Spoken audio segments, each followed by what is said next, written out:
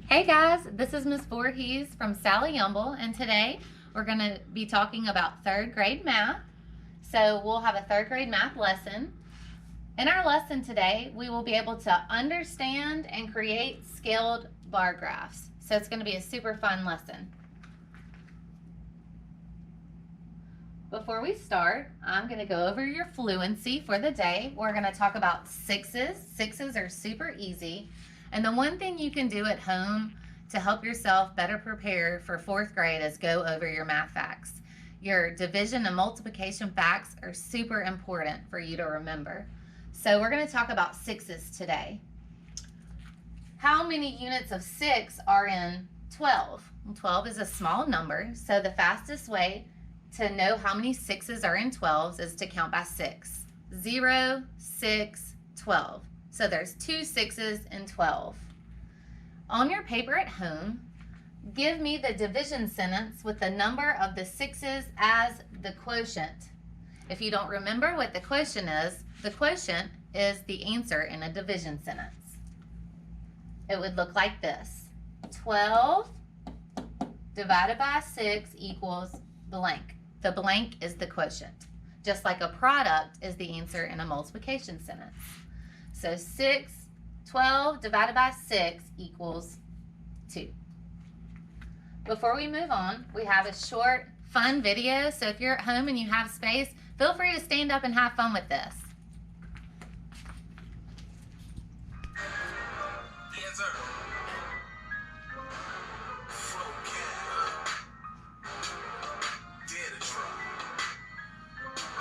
I like salsa and chips, and I like 6. Give me 6. Hey, hey, hey, hey, hey, hey. Give me 6. Hey, hey, hey, hey, hey, hey. Give me 6. Hey, hey, hey, hey, hey, hey. I like salsa and chips, and I like 6. Give me 6. Hey, hey, hey, hey, hey. I say, give me 6. Hey, hey, hey, hey, hey, hey. Give me 6. Hey, hey, hey, hey. All right, class. It's time to get busy. Follow me. Look, 6 times 1 is no trick, cause 6 times 1 is 6. 6 times 2 doesn't ring a bell, cause 6 times 2 is 12. 6 times 3, I don't want to, make me. Okay, 6 times 3 is 18. 6 times 4, never snore, cause 6 times 4 is 24. 6 times 5, you'll chirp like a birdie, cause 6 times 5 is 30. 6 times 6, look how happy the birdie gets, cause 6 times 6 is 36. 6 times 7 is warm like stew. 6 times 7 is 42.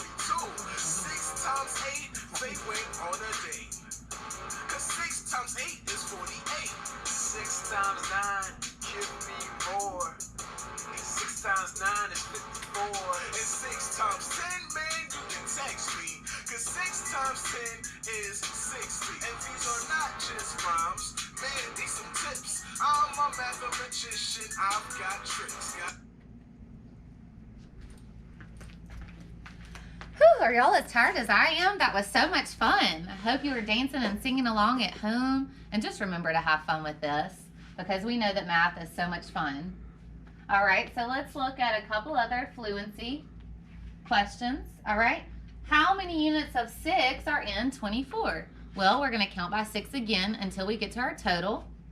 0, 6, 12, 18, 24. So there's 4 sixes in 24. On your paper, give me the division sentence with the total being 24 divided by 6 and the answer being the quotient.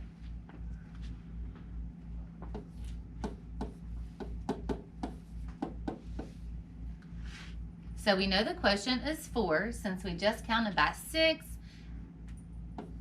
4 times and we got to 24.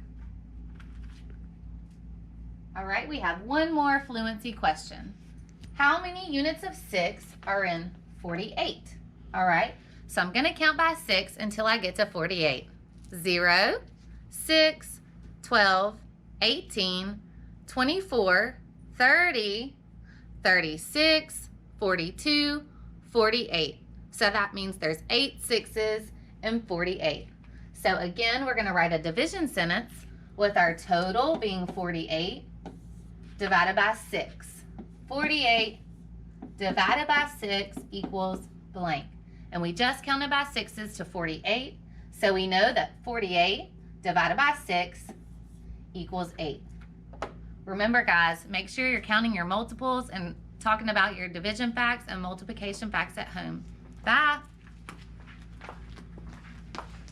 Hello, boys and girls. This is Miss Corey with Sally Humble Elementary. I'm a resident there in 3rd grade math. So like Miss Voorhees said, our objective today is to understand and create bar graphs. And when we're creating a graph, we are talking about data. So we need to get our data from somewhere. So they have already given us a vertical tape diagram that shows us the number of fish in Sal's pet store. And he's separated all of his fish by 5 tanks. Tank A, Tank B, Tank C, Tank D, and Tank E. So before we can move over here to making our bar graph, I need to know my total amount of fish in each tank. So he has separated his fish by 5s, and we love that because 5s are super easy to count by. So let's take a look at Tank A. Count those 5s with me. 5, 10, 15. So there are 15 fish in Tank A. Look at Tank B. No fish in there. 0. All right, Tank C, let's count by 5s.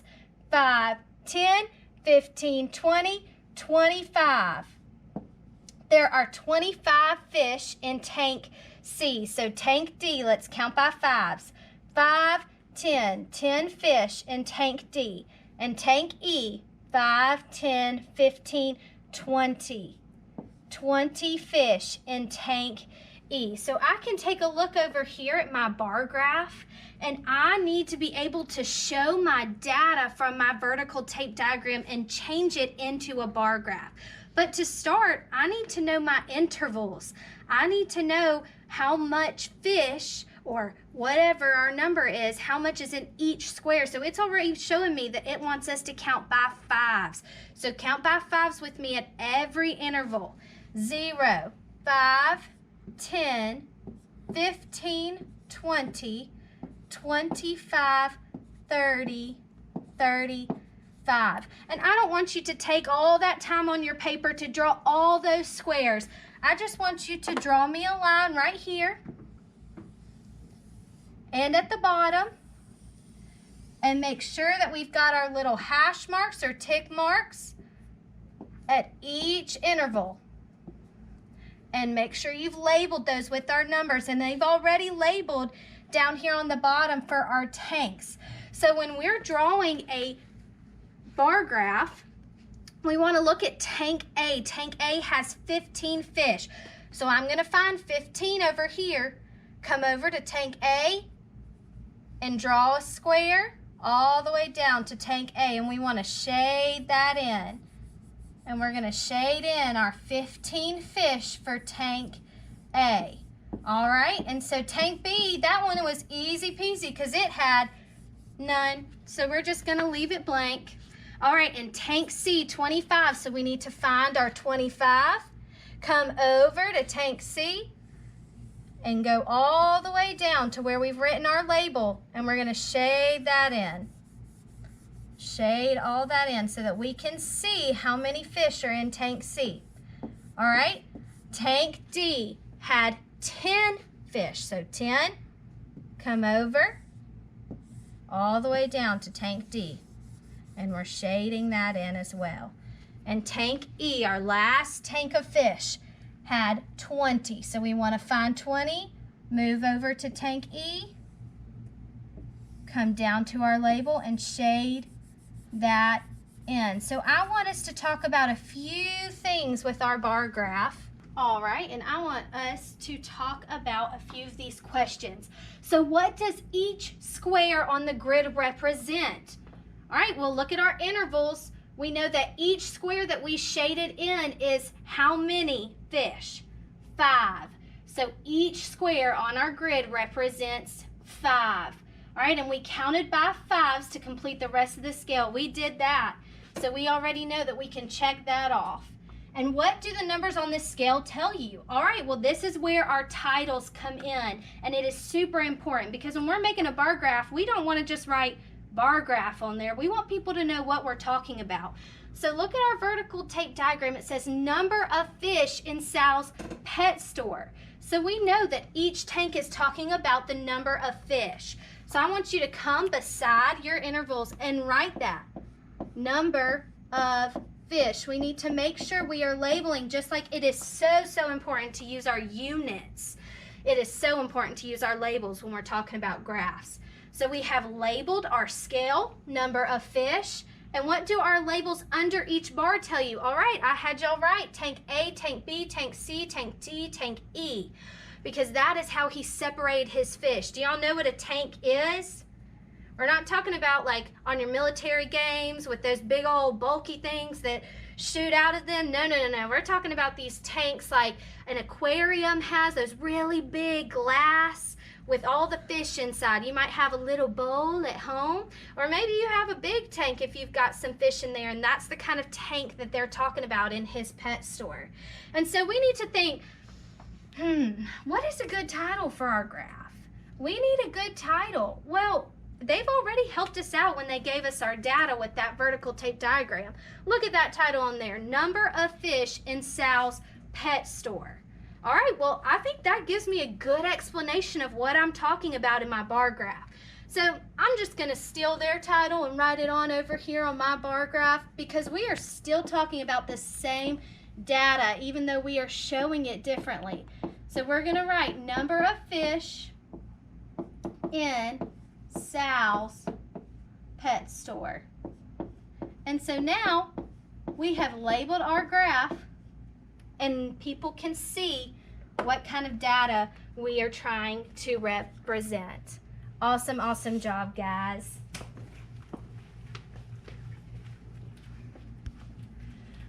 Hello, boys and girls. It's Miss Heisler from Sally Humble.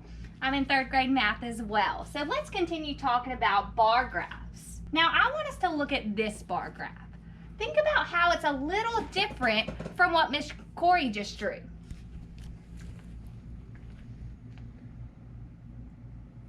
On Miss Corey's bar graph, her bars were going up and down. They were going vertically. Now our bars are going horizontally across the page. You can show data either way. Let's see if I can show.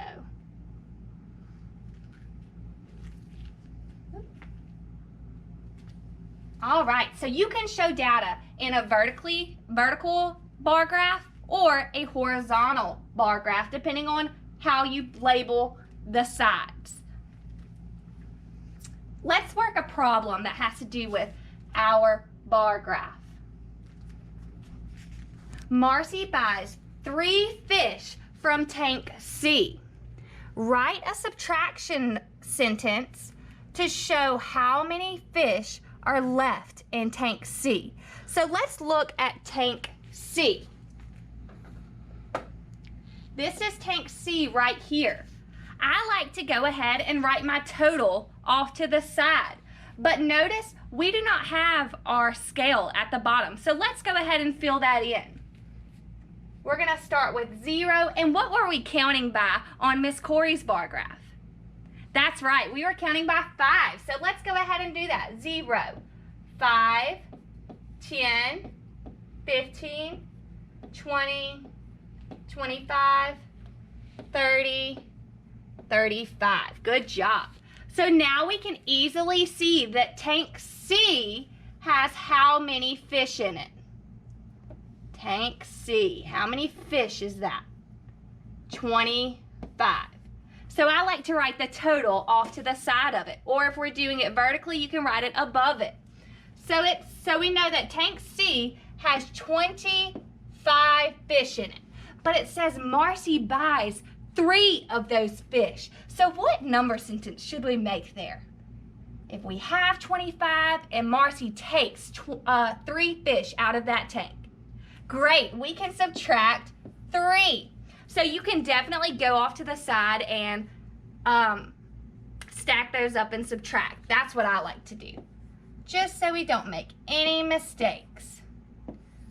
25 minus 3. Let's see. 5 minus 3 is what? 2. 2 minus 0 is 2. Great job, guys. So now, how many fish are left in tank C? Good. There are 22 fish left after Marcy took 3 of them out.